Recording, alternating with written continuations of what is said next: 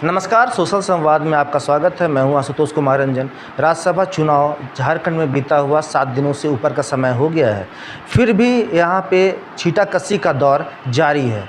इसी बीच पप्पू यादव, पूर्णिया के सांसद पप्पू यादव का एक बयान आता है जिसमें एनडीए को निशाना बनाया जाता है।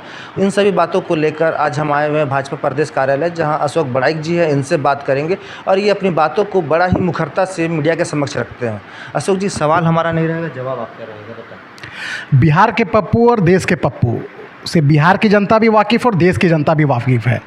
जब ये दोनों पप्पू के मुंह से निकलता है तो उसको लोग हल्के में लेते हैं, मजाक में लेते हैं।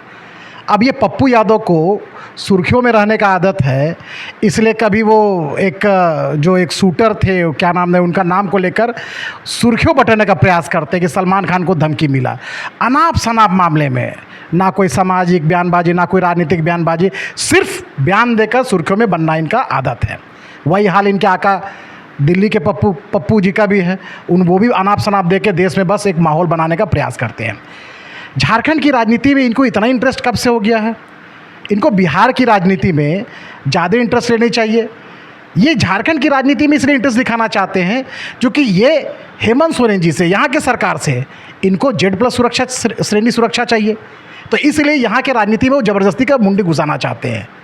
साहब, पप्पू यादव जी से ये पूछना चाहते हैं कि बिहार कांग्रेस की क्या स्थिति है, आपके आकाओं के देश में क्या स्थिति है, उसके बारे में भी चर्चा करें। आप छोड़ दीजिए राजनीति में। हमने इस महागठबंधन के सरकार में एनडी समर्थित उम्मीदवार परिमल नाथवानी ने ऐतिहासिक वोट लाकर इलेक्शन जीतने का काम किया है। आत्ममंथन किनको करनी चाहिए?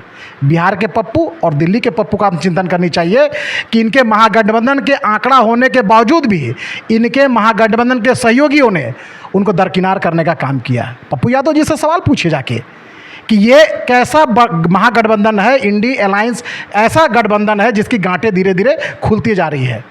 हम तो बात करते हैं कांग्रेस मुक्त भारत की बात करते हैं, और देश के 140 करोड़ जनता ने तीसरी बार कांग्रेस मुक्त देश देने का काम किया है, कांग्रेस मुक्त देश में शासन देने का काम किया है। और आज भाजपा तो कांग्रेस मुक्त भारत की बात करती है, देश के 140 करोड़ जनता कांग्रेस मुक्त देश में शासन की बात करती है। अब तो इंडिया अलायंस के भी जो सहयोगी दल है वो भी कांग्रेस मुक्त इंडिया अलायंस की बात करती है। इसका एग्जाम्पल देखने को मिलता है। आप कर्नाटक में आप देख लीजिए, तमिलनाडु में डीएमके ने कांग्रेस का साथ छोड़ा, बंगाल में टीएमसी ने साथ छोड़ा। अब झारखंड में अगर बात करें तो झारखंड में इनके पास आंकड़ा होने के बावजूद भी इनके सहयोगी दल, वो चाहे आरजेडी है, चाहे माले है, चाहे जेएमएम है, इन लोगों ने इनको आईना दिखाने का काम किया है। तो पप्पू यादव से सवाल ये पूछिए कि आपके पास 56 था, तो 56 में आपके झारखंड मुक्ति मोर्चा के प्रवक्ता यहाँ कहते हैं कि वो 50 विधायक के ही नेता है, तो ये 6 विधायक कहाँ गए? वो भी तो महागठबंधन के विधायक है। तो सवाल तो उनसे पूछनी चाहिए। और जब ये चुनाव हार गए हैं, हमारी नीति के तहत, हमारी प्लानिंग स्ट्रैटेजी के तहत ये चुनाव हार गए हैं बुरी तरह से, तो अब ये आरोप प्रत्यारोप लगाना शुरू कर रहे हैं कि पैसा बस से आया, यहाँ से आया, वहाँ से आया। तो साहब, आप कांग्रेस की बात करेंगे तो कांग्रेस के जो प्रत्याशी थे, जो उम्मीदवार थे, जो झा जी, कांग्रेस के पास तो 16 विधायक थे, हमारे पास तो 21 + 3 24 थे हमारे पास में, तो हमारे जीतने की संभावना ज़्यादा थी, कांग्रेस की जीतने की संभावना हमसे कम थी, तो वो हारे हैं। तो जरा ये सवाल उनसे पूछनी चाहिए कि आपके पास 16 विधायक थे, तो बाकी आप 28 का आंकड़ा पूरा करने के लिए आप भी तो कहीं बोरा का बोरा पैसा लेके आए हैं।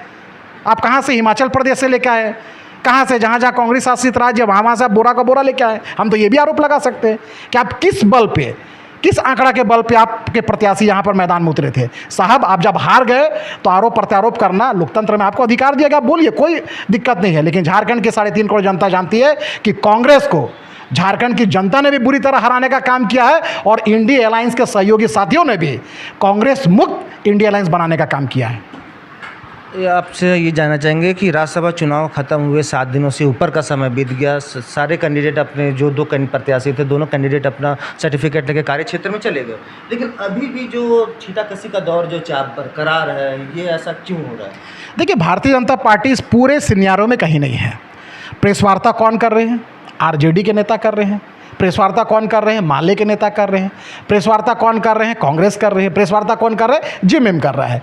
ये तो ये इंडिया अलायंस के चारों जो गठबंधन के जो ये लोग दल है, ये लोग आपस में आरोप प्रत्यारोप कर रहे हैं और एक दूसरे के ऊपर शक की निगाह से देख रहे हैं कि जेएमएम के विधायक क्रॉस वोटिंग किए, माले के विधायक क्रॉस वोटिंग किए, कि कांग्रेस के किए, कि आरजेडी के किए। अब आरजेडी के नेता, आरजेडी के कई नेता का मैं बयान देख रहा था आपकी मीडिया के माध्यम से कि उन्होंने तो कांग्रेस के बारे में बड़े बड़े आरोप लगा दिए कि घोटाले के सरताज है, घोटाले के बेताज बादशाह है, उनको सब जगह से मुंह की खानी पड़ रही है, झारखंड में भी मुंह की खानी पड़ी है। तो साहब ये किस तरह का गठबंधन है जहाँ ना नीति है, ना नीयत है, ना नेतृत्व है, जिसको मन में आ रहा है जो अनाप शनाप बयान दे के चले जा रहे हैं। यानी सिर्फ स्वार्थ की राजनीति के लिए ये लोग यहाँ सरकार चलाने का काम कर रहे हैं। और मैं तो स्पष्ट कर दूँ और डंके के चोट पे कह दूँ कि ये स्वार्थ की राजनीति से झारखंड की भला नहीं हो सकती है, झारखंड के 3.5 करोड़ जनता की भला नहीं हो सकती है। इन लोगों ने 2019 में जो वादा करके आए थे, आज उस वादा का क्या हुआ? जेएमएम पूरा कर पा रही है क्या? कांग्रेस पूरा कर पा रही है क्या? आरजेडी पूरा कर पा रही है क्या? माले पूरा कर पा रही है क्या? ये चारों दल के लोग सिर्फ एक एजेंडा के साथ ही झारखंड में सत्ता में चिपके हुए, बिना नीति, नियत और नेतृत्व से कि इस झारखंड को कैसे करप्शन के लिए चारागाह बनाना है, कैसे यहाँ खान खनिज पत्थर पे और अपराधियों को आगे करके इस राज्य को लूटने का काम करना है। इनकी नियत सिर्फ यही है। और हम तो ये भी कह सकते हैं कि कांग्रेस पिछलग्गू थी इस प्रदेश में, पिछलग्गू है और भविष्य में भी पिछलग्गू बनी रहेगी, क्योंकि इस हार ने बता दिया है कि झारखंड में कांग्रेस का जनाधार जो बची कुची था वो समाप्ति की शुरुआत हो चुकी है। इसलिए माले ने भी उनको दरकिनार कर दिया, आरजेडी ने भी दरकिनार कर दिया, जेएमएम के नेता तो दरकिनार करने का प्रयास कर रहे, जिसका जीता जागता उदाहरण उनके प्रत्याशी, राज्यसभा प्रत्याशी की बुरी तरह से करारी हार बताती है कि कांग्रेस मुक्त झारखंड होने की यह शुरुआत है। चलिए, आप ही की बातों से मैं एक सवाल लेता हूँ। जब आपने कांग्रेस का नाम लिया, आरजेडी का नाम लिया, माले का नाम लिया, वहीं जेएमएम के महासचिव आपका मीडिया को संबोधित करते हुए कहते हैं कि 50 विधायकों का नेता है हमारे हेमंत सोरेन और 6 विधायक एनडीए के पाले में दिया जा रहा है। तो इसमें जो क्वेश्चन मार्क लग रहा है वो तो क्लियर कर दीजिए कम से कम कि 6 विधायक कौन है। तो ये तो जेएमएम के प्रवक्ता को बताना चाहिए कि वो 6 विधायक कौन है। आपके परिवार के सदस्य है। आप तो कहते थे कि 56 इंच वाले सीना वाले हेमंत सोरेन है, हेमंत है तो हिम्मत है। तो ये हेमंत है तो हिम्मत के अंदर से ये 6 विधायक बाहर कैसे आ गए? इतनी हिम्मत हो गई 6 विधायकों को कि हेमंत जैसे हिम्मत वाले व्यक्ति से छिटक के 6 विधायक बाहर निकल जा रहे हैं। यानी हम तो यही कह सकते हैं कि हेमंत है तो इंडिया अलायंस में दिक्कत है, इसलिए 6 विधायकों को दिक्कत था, वो निकल के बाहर आ गए। और हम तो यही कह सकते हैं कि देश का शासन एक ऐसे मजबूत हाथों में है कि जो देश के 140 करोड़ जनता को लेकर वो देश को आगे बढ़ाने की बात करता है। वो किसी भी राजनीतिक दल से परे होकर देश के 140 करोड़ जनता और देश को 2047 में विकसित भारत का संकल्प के साथ में सभी को साथ में आने का आह्वान करता है और देश को आगे बढ़ाने की बात करता है। उसमें भारतीय जनता पार्टी हो, एनडीए अलायंस के सहयोगी पार्टनर हो या और भी गैर एनडीए दल के साथी हो, वो सब नरेंद्र मोदी जी के नेतृत्व को स्वीकार करते हुए देश को 2047 में विकसित राष्ट्र बनाने के संकल्प के साथ में वो सहयोग करने का प्रयास कर रहा है। आज क्या हुआ? आज महिला आरक्षण बिल में कई ऐसे गैर एनडीए दल के लोग थे जिन्होंने सहयोग करने का काम किया। कई ऐसे बिल पे गैर एनडीए दल के पार्टी ने पार्लियामेंट में नरेंद्र मोदी जी के नेतृत्व को स्वीकार करते हुए उनको समर्थन करने का प्रयास किया।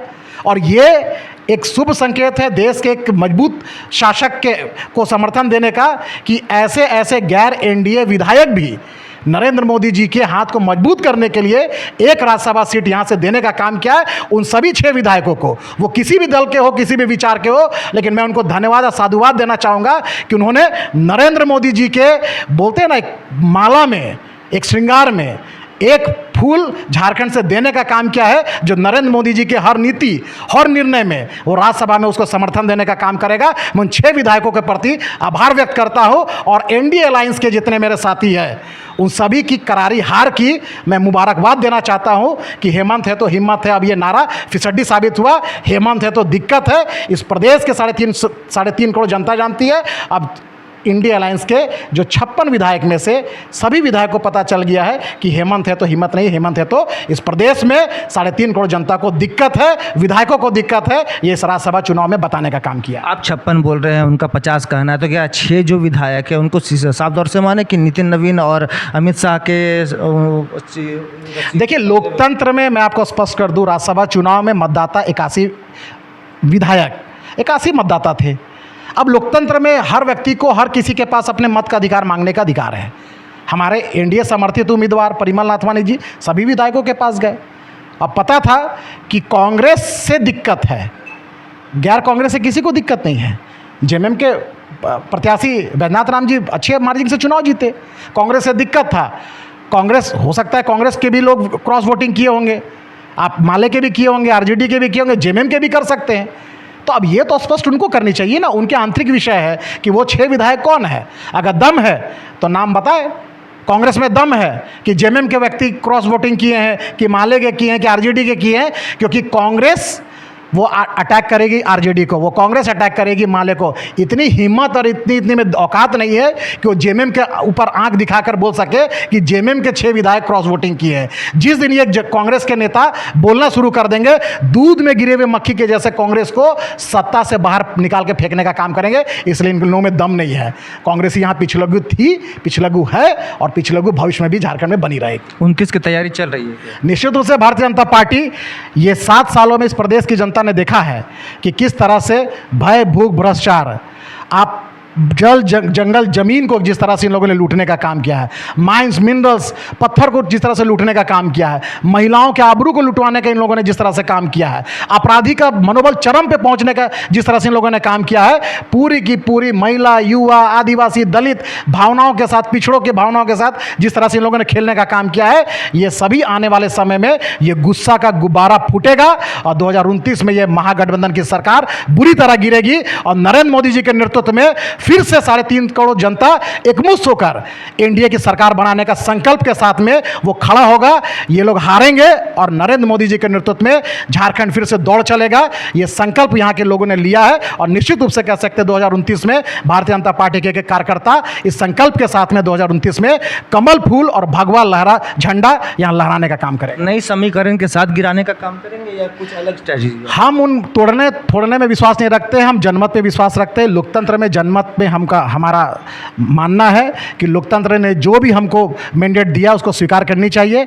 आज 2 बार से हम लोग विपक्ष में हैं, लोकतंत्र में हम मैंडेट को स्वीकार करते हैं, भावनाओं को स्वीकार करते हैं। लेकिन अब धीरे धीरे जो 2 बार से जो जेएमएम की सरकार, कांग्रेस की सरकार, आरजेडी की सरकार रही है, लोगों ने मन बना लिया है कि हमसे बहुत बड़ी भूल हो गई है। मैया सम्मान योजना के नाम पे इन लोगों ने धोखा देने का काम किया। युवाओं के अधिकार और नौकरी देने के नाम पे इन लोगों ने युवाओं के सपने को, युवाओं के नौकरी को लाखों लाख में बेचने का काम किया है। महिलाओं को मैया सम्मान योजना के नाम पे धोखा देने का काम किया है। ये सभी गुस्सा आने वाले चुनाव में फूटेगा और हेमंत सोरेन जी की सरकार बुरी तरह जाएगी और नरेंद्र मोदी जी के नेतृत्व में यहाँ भारतीय जनता पार्टी और एनडीए की सरकार बनती हुई दिखाई देगी।